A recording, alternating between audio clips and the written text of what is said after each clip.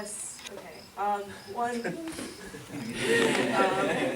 thing that I just realized when I'm looking at this is that the faster you're picking up momentum, I think the quicker the cycle happens.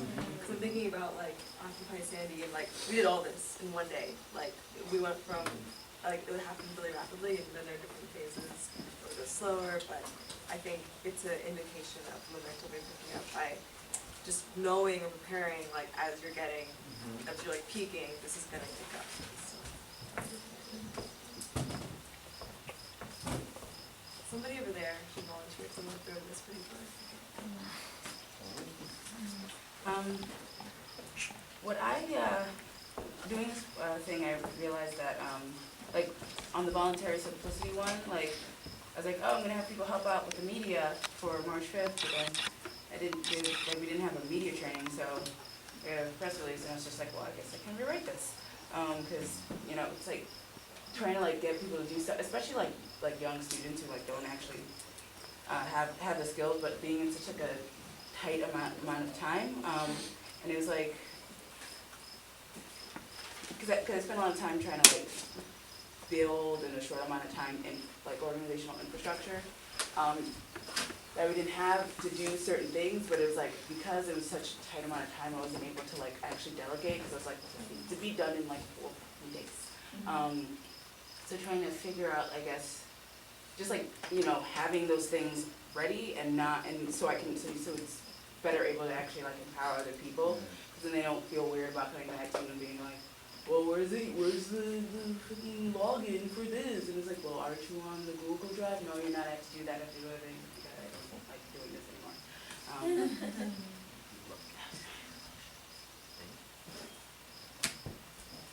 I had a couple of ideas for voluntary simplicity and stuff I've been thinking about, but trying to think about how to get students to either drop out of school and then organize as much as possible, or to be able to keep organizing as much as possible once they've graduated. And one is like, what if we just had a thing? Maybe other people have this. I'd be curious to hear about how to coordinate it, especially if there's online infrastructure that already exists to coordinate something like this. But like in the climate movement, there's like the mainstream climate movement, which is what we mean when we say the white climate movement. There's like 2 main constituencies, which is like the students and then like the older like liberals who tend to have like homes and more money and guest rooms. And so why don't all of the students drop out or graduate and then go live for free with all of the old folks? And literally, you don't even need a job, or we could pay them $5 a week or whatever. But the other big structural constraint we have right now is like student debt is a huge issue for people who are graduating, because it means that people have to get a job. And so what if we had a mass climate activist student debt strike that was like a bunch of climate activists burning their debt papers, being like, we actually do not have time to pay our student loans to Sally Mae or the federal government because we have to actually save the planet. Bellissimo! Wouldn't that be creating a kind of smoke in the air, damaging the environment?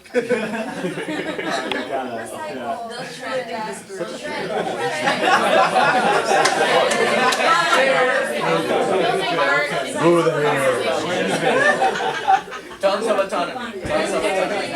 Your action doesn't make sense for your mind. I will participate. It is a super simple thing, just on the online action, taking action. In 2008, we invited a whole bunch of we had a song that made it onto the radio and was like number 3 on the chart. And so we had lots of people suddenly interested in things that we've been doing in Denver, trying to organize our fans in Denver to do voter registration. So we had that happening nationally, and we used a Ning site. I don't know if anyone remembers Ning. Yeah. And so people had to create their own Ning page and join their like local affiliate of this thing called Fight with Tools, which was our that was the site. I think our first action was actually just having people introduce themselves to one another, and there were actually there's a whole lot of just like long political education that would happen on this site. And I remember being like extremely scared every time, like, oh shit, this is gonna just go off in crazy directions, and it really didn't. Like there was a culture to something. The people that came to the site, whatever, but people were doing these like massive, intensive kind of political discussions with each other in ways that were really healthy, and it just happened. And that was actually their set of actions, in addition to going and doing voter registration. And so I just thought that was cool how that community building that happened online in that case actually felt surprisingly real. Like, and then they met each other, and it was actually like real community. And then later that actually coming to Denver for a conference that we held and meeting each other in person and selecting the direction for the position. Thank you. So I mean, this has been really helpful. I really like thinking about how to build sort of coaching capacity. It's something that I've been thinking a lot about recently, and how to and so I like sort of the clarifying language around how we're switching sort of the infrastructure, which is something that's really, really important, because hyper-structured models take a lot of resources, and so really thinking about what is that mutual aid. In some circles, they're starting to call that more functional organizing, and so how we create sort of the functional organizing side, which is the services that kind of keeps people engaged and the momentum at the same time, but how to continue to flip those circles, and then how to build that engagement curve of coaches and leaders. So that was really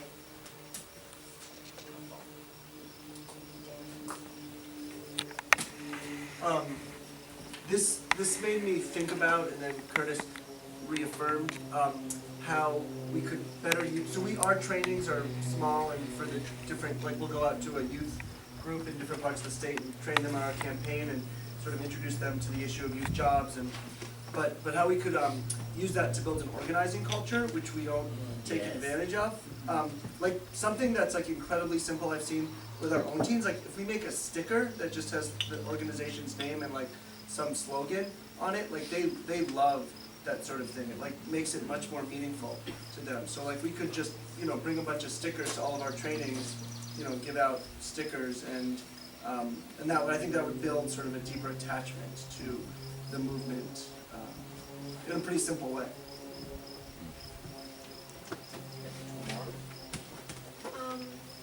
Something that Max said earlier that really resonated with me was whole putting the genie back in the bottle. I'm thinking about involving students on campus, and students are so busy, and they're still dissecting their time by the minute. And maybe that never changes, and I'm scared and not looking forward to being an adult, but I really just want to make sure if someone doesn't go to an action, I don't want to suddenly create a culture where in the meeting we're oh, remember that really awesome action, and this person who didn't go to that action doesn't feel like they're any part they're no longer part of the evolution of that movement, because campaigns are so dynamic, and it's all about people's energies and feeling involved in that. I really want to make sure that we can. I was talking to Sam about this, and it was really helpful developing a framework to make sure that there is people can feel they're still involved and still feel they can come in and out of it, really creating a space for that, and not being well, if you miss this meeting, you just missed the episode and you can't follow the series anymore, so I'm just really, I think that's something that we want to develop, and would be really helpful to actually establish a structure for that, to involve more people, and even if they miss out on a semester, they can still feel they can come back in, just really respectful of their time and their own personal development. So. Anyone else?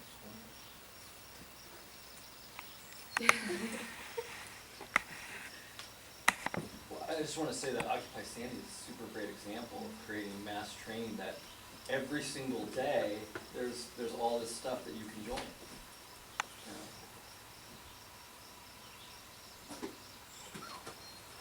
Are we ready, team, to keep going? Yes. Do you want more? Yes. Okay, give a high five. Say, I want more to the next one. That's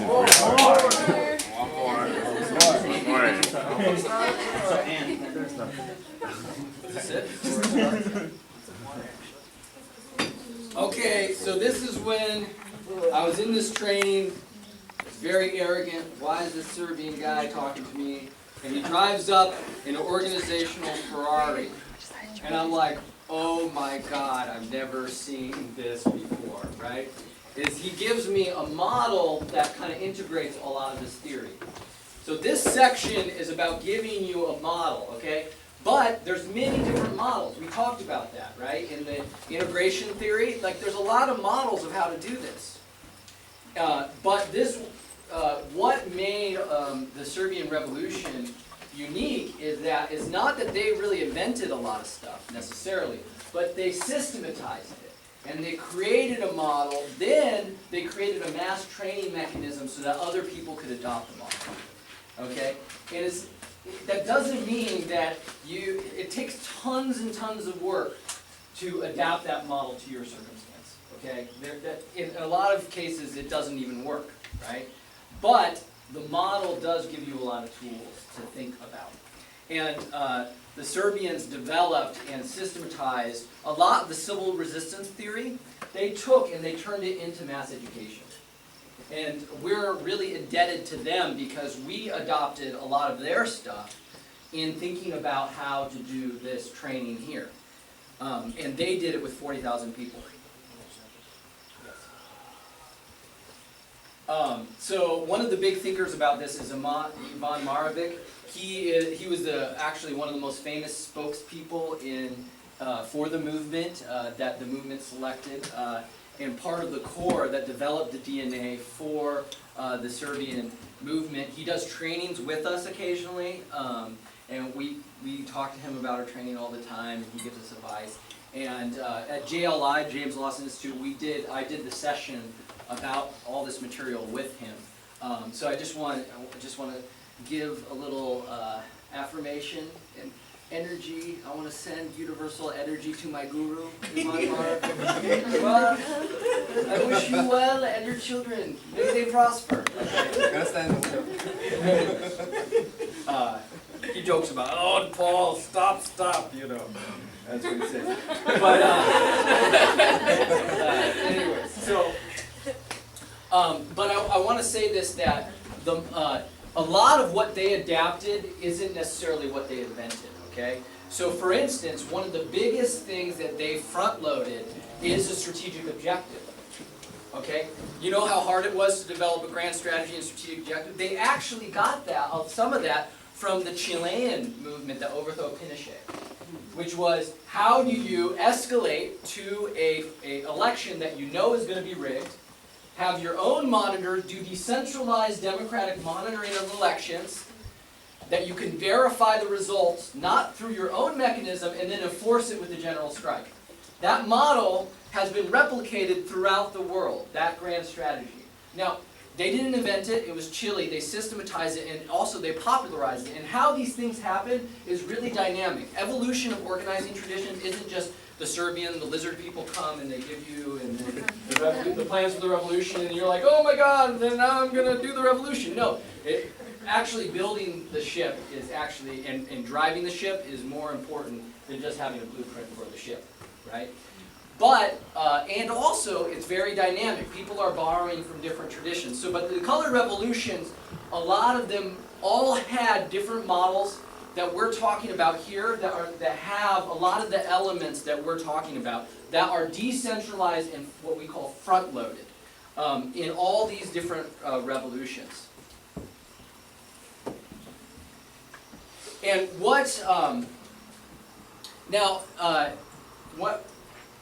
right now there's a flourishing of activity and thought right now in the world around decentralized organizations and hierarchical organizations and how they're different. And a lot of people are thinking about this, and we're going to go over that. But that doesn't, just because your movement is momentum driven does not mean necessarily it's decentralized, okay? Because there's a lot of charismatic movements where they have a charismatic leader that sets the strategy and doesn't give much autonomy to people, but is still momentum driven. Okay? So that question isn't necessarily about momentum and structure. However, when you have momentum, it's very hard to be hierarchical. It encourages decentralized activity.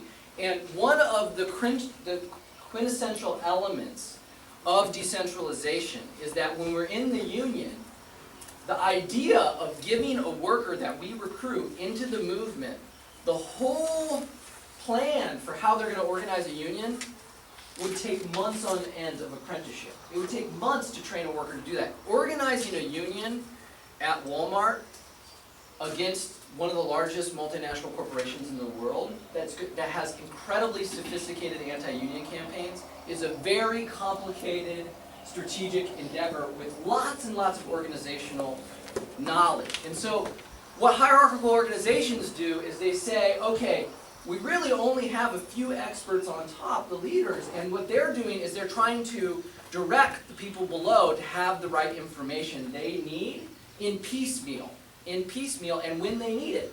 So if a worker is dealing with it, you might inoculate them a little bit, but a lot of times you can depend that the leadership can control or give information to the bottom. But in decentralized organizations, what happens is it's coordinated by a shared strategy, not from the top. So all these birds have all these, and there's a lot of study about this, about how swarms work and stuff. They have all the rules, and that information is embedded within the intelligence of bees and swarms. It is not the top giving that information to the bottom. Each person has all the information to coordinate, regardless of whether or not they're communicating with the top. Okay? Each person has a strategic ability to move and act autonomously without coordination from the top. So this now is studied in a lot of different fields, okay? It's like exploding. And a lot of, in business world and the academics, is called organic systems theory. And they study this, they go to corporations and talk about how to take these technologies of how to coordinate at this decentralized level in corporations. So like, even Macintosh is thinking about how to do decentralized teams, okay? There's a lot of books, like this Spider and the Starfish, which is like a business management book that talks about this stuff. There's a whole field of people that are analyzing how this happens in nature, right? And are figuring out how to apply it to organizations. And a lot of this has come because the open source movement, which is the movement to create basically a decentralized democratic way to produce free software for people, that was developed with Linux and GNU. It developed out of this movement called the Free Software Movement, and then later on developed into what's generally called the open source movement. And they have actually coordinated in this very decentralized way, and in many different fields within programming. If you're really geeky, they have actually competed with huge multinational corporations to produce programming that directs traffic on the internet and does all this different material, and or like encyclopedia. They went against like this huge corporation that develops encyclopedias, and and Wikipedia beat them in the end. Now they have a dominance in the market, and it's done through this democratic participatory way. And because of all of that, it's popularized these technologies to the world. Okay, but it's not. One of the people that was in the open source movement said, these technologies are very interesting, and all these computer programmers that believe in open source technologies, we have these principles. A lot of them are libertarian, some of them are pretty good, some of them are not so good. But anyways, he formed a political party called the Pirate Party, and he used the technologies of how to organize from open source and developed this political party called the Pirate Party, and it spread all throughout Europe with almost zero money. Okay, and they got like, what is it, 9% of, they're one of the leading parties in Sweden now. They have representation and whatever. All decentralized. And they have a book called Swarmwise that we read, we love it, we recommend everybody read it. Doing Democracy and Swarmwise are two recommended easy reads. Swarmwise Those is two. really, really helpful about how to think about this technology. They're very good. You're gonna see a slide of it. You're gonna see a slide of it. Yes, they're very good about thinking about this. Evangelical Christians, okay? Now, I want to tell you something about these evangelical Christians. I am a mystic. I'm a mystic in the Christian tradition. I converted, and that's my lineage. I actually do have a guru, but that's in the Christian mystical tradition. And so I go to a church where it's called Burning Man Christians. Okay, this is a church that was formed at Burning Man, of Christians at Burning Man. Okay, that's right. Drum circles, we get out, Christians. But this movement of Burning Man Christians is how to create decentralized churches based on all the subcultures in the United States of America. Wow. They've taken organic systems theory, and this is called the missional movement. And some of them are progressives and some of them are conservatives. And the conservatives and progressives in this movement are fighting, because my church, Burning Man Christians, are actually pretty progressive. Oh yeah? Yeah. They're pretty progressive, okay? But